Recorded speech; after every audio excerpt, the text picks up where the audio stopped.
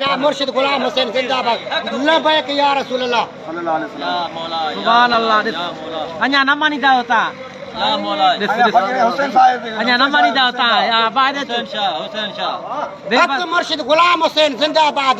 खाली बहस करते खुदा पाक की से मुल्लो हाथ जोड़ा अबू गुलाम हुसैन का फकीर है मुराद शाह इंशाल्लाह नबी सही हाजिर है या नहीं है मां फातिमा हाजिर है या नहीं है लबैक या रसूल अल्लाह सलात पढ़ने वाला आग में वल्लाह नहीं जाएगा जिसके पास इश्क रसूल है वो आग में नहीं जलेगा अबू गुलाम हुसैन कहता है इंशाल्लाह।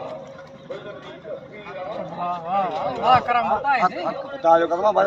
न मानीदा न मानीदा बाजियारा अगर ये कोयला मुल्ला खाएगा तो मैं भी कोयला खाएगा मुल्ला के अंदर लेटेगा तो मैं भी लेटेगा बेशक जो जले बदकार बेकार है बेशक नारे हैदरी आज मैं कर ढाको खाइंदो न गाड़ी फेरिया बाबे का तकलीफ लेके गाड़ी फेरे गाड़ी का गाड़ी फेरे बापे जी गाड़ी खड़िया बाबे जी के मुराद शाह गाड़ी फेरे बापे जी मुराद शाह जी गाड़ी फेरिया वाह या रसूल अल्लाह हर निंदा वाला का बात है